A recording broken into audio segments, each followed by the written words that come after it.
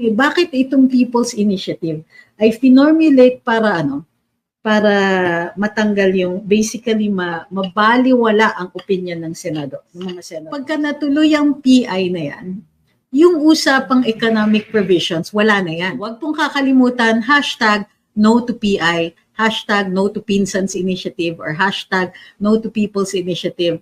Choose your poison. Basta we need to be clear on this one. A People's Initiative is not going to be good for the country. Ito nga mga kababayan, bago natin ituloy ang video na ito, kung bago ka lang sa aking YouTube channel baka pwede makahingi ng like at subscribe at click mo na rin ang notification bell para updated ka sa aking nilalabas na bagong video. Salamat po. Sa umpisa pa lang, papaalala ko sa lahat na no to People's Initiative. Alam niyo kung bakit? Well, alam niyo, most of you alam niyo kung bakit. Pero i-reiterate ko lang po. Ang People's Initiative is a diabolical plan to eliminate the checks and balance. Now, the Congress is made up of two houses, two chambers, the Senate and Congress. At yung dalawang ito, they balance each other out. Okay? Ngayon, syempre, kaya yan ganyan. Senators are elected at large, nationwide, although ako I prefer regional elections, no? And then the congressmen are elected from various jurisdictions. Ngayon, the one part gives us a national perspective, the other part gives us a local perspective. Yung sa gayon, merong checks and balances. Kasi hindi lahat po of national significance will be important to local or even could also be destructive to locals. And then the other way around could also happen too. So yun po yung natin,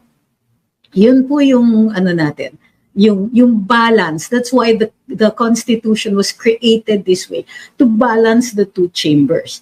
Ngayon, yes, nung ginagawa ng Constitutional Commission of 1986, yung 1987 Constitution, ang original intention was to make it parliamentary. Pero bakit sila tumigil? Kinabahan sila. They wanted to go back to a presidential kasi kung Prime Minister si Cory, baka matanggal siya kagad. Okay? Malakas pa ang pro-Marcos sentiment regardless of the people power of the EDSA. Okay? But they also recognize na two chambers could balance each other out. Okay. So ano na ngayon ang nangyari? So they went back to a presidential system, and it has proven na although may mga specific allocations of power na specific lang, let's say sa House, specific lang sa Senado. Halimbawa, Senado ang nagra-ratify ng mga treaties. Kongreso naman ang nag-uumpisa ang mga tax laws. Okay, at doon din ang mga prangkisa, doon din ang sa impeachment, sila yung may finding of probable cause. So kailangan dumaan muna sa Kongreso bago umakyat sa Senado ang isang impeachment complaint. So nakita natin that it works. Bakit itong People's Initiative ay finormulate para matanggal yung basically mabaliwala ang opinion ng Senado, ng mga senators. Because they know na itong diabolical plan, itong plano nila na to revert to parliamentary, they will not be able to push it through, to railroad it, kung alam ng Senado na mawawalan na sila ng powers.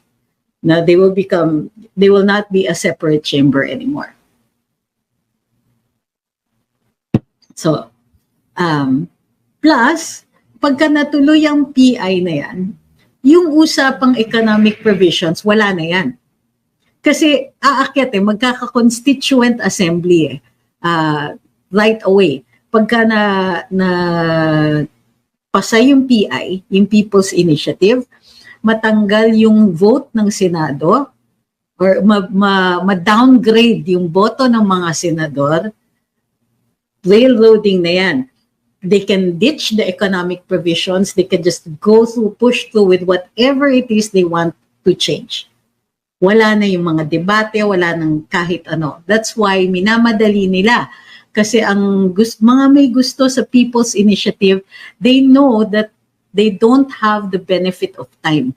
Time is not on their side. The longer it takes, the more discussions. The more discussions, the more research, the more knowledge, the more opportunities we have to see where this is weak, where this can go wrong, and where this can be oppressive to us. Thank you kay Stan Yahoo. Okay? So, wag pong kakalimutan, hashtag no to PI, hashtag no to Pinsans Initiative, or hashtag no to People's Initiative. Choose your poison. Basta, we need to be clear on this one. A People's Initiative is not going to be good for the country. Kasi may mga tao dyan na may mga hidden agenda na they cannot win a national election. And so, babaguhin nila yung buong sistema nang sa gayon forever na yan nakaupo. Okay? So, bago tayo pumunta dun sa mga mas chill natin na na topics, no to PI.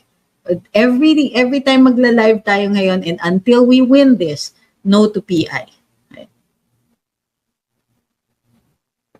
Sabi ni Ma'am Et, 2 of my 4 children are already working overseas only because they are disappointed with the Philippine government's chaos. Ma'am, I get it. And, I can't blame them. I want to say that we should love our country, but it's not fair. It's not fair to ask them to accept this kind of system. It's wrong. No to PI. Okay? Sabi ni Perfecto Bangolyay, sana manawagan uli mga ex-generals. Warning sila mga nagpupumilit sa PI na yan. Well, I don't know what they're thinking of right now, but I'm pretty sure if they see what's wrong. Kaya nga importante na pinag-uusapan natin parate, no to PI, no to PI. Alam niyo kung bakit? They will have to listen to us also. Not just the ex-generals, but the AFP, because the AFP is the protector of the people and of the state. And if there is an opportunity where they can prevent an oppression, we want them to take notice. Diba?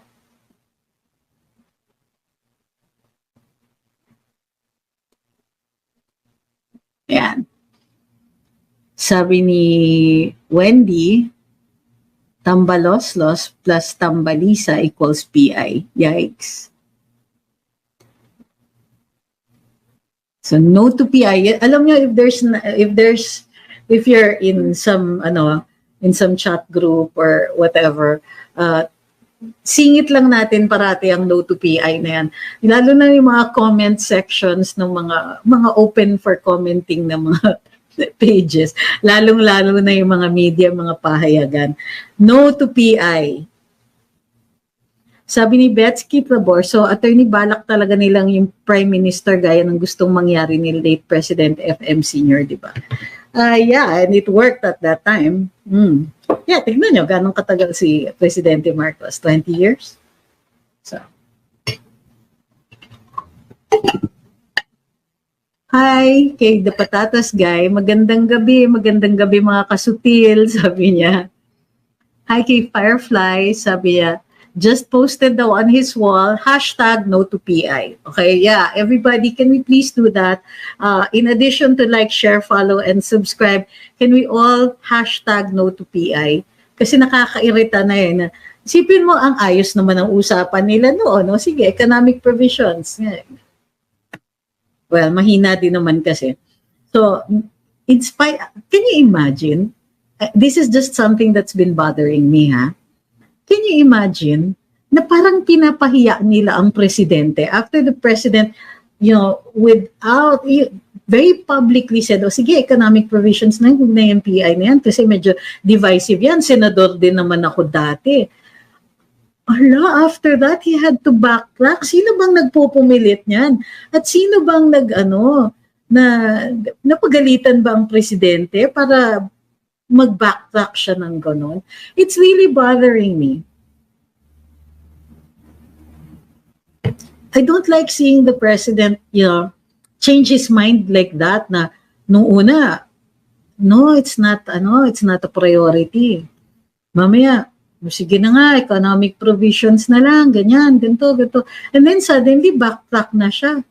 Oh, this is the time for it. Tapos ito na, maganda na daw ang parliamentary. Grabe, in the space of how many days? Days! Really, just days. I mean, what does that say about the president? And it's so public. Sana man lang kung nagbago siya ng isip or bago siya nakapagsalita publicly, nakalabit na siya ng whoever it is who's influencing him on PI, kaloka yan. No to PI. It's nuts. It's really crazy. And you know, there's no information, di ba? Walang information campaign, walang kahit ano. Rat-rat na lang. You know why? Because they don't have the benefit nga of time. Hindi nila pwedeng paabutin ng 2025 kasi magkakahalo-halo na yung issues. Paano kung mas malakas ang oposisyon, i.e. the Dutertes? Diba? Kung mas malakas ang Dutertes, tapos kunwari, nangangampanya, mamaya may mangampanya ng si Presidente Digong, sabihin niya, oh, tumatakbo akong senador, and by the way, no to charter change. Di patay. No to PI. Tapos ito pa ang weird. Gusto nila yung plebisito ay sa sa 2025, which means grabe na yung pagbabago dun sa resolution 10650 ng COMELEC, di ba? Kasi dun sa original nilang resolution, 90 days after tanggapin yung petition, kailangan na magplebisito. Ngayon, isang taon? We have all this time now. We don't have that much time. Gusto nilang ituloy nitong June, July. Yun.